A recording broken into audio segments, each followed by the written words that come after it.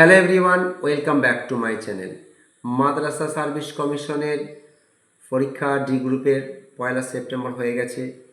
এবার পরীক্ষার রেজাল্ট হয়তো 12 তারিখের মধ্যে বের হতে পারে। তো এই পরীক্ষার ইন্টারভিউয়ের জন্য কিছু গুরুত্বপূর্ণ প্রশ্ন তো তোমরা দেখে নাও। পলাশির যুদ্ধ কত সালে হয়েছিল? 1757 সালে পলাশির যুদ্ধ হয়েছিল। প্রধানত কোন রোগ দূরীকরণের জন্য বিসিজি টিকাকরণ করা হয়?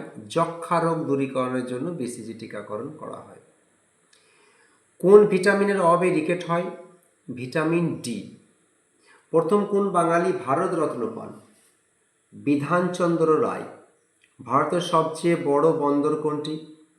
ভারতের সবচেয়ে বড় বন্দর বিশাখাপত্তনম।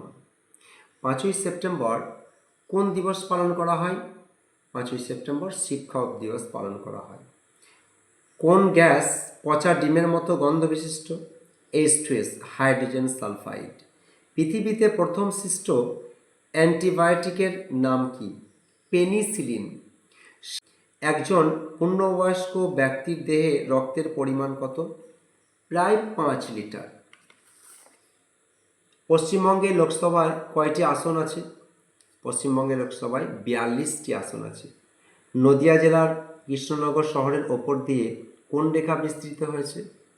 কর্কট ক্রান্তি রেখা বিস্তৃত হয়েছে। কোন গ্রুপের রক্তকে সর্বজনীন দাতা বলা হয়? ও গ্রুপের রক্তকে সর্বজনীন দাতা বলা হয়। পশ্চিমবঙ্গের প্রথম মুখ্যমন্ত্রীর নাম কি?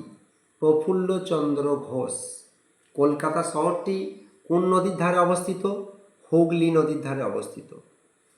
পানিপথের প্রথম যুদ্ধ কত সালে হয়েছিল? 1526 সালে হয়েছিল। কোন প্রাণীর দেহে মায়োটম পেশি দেখা যায়?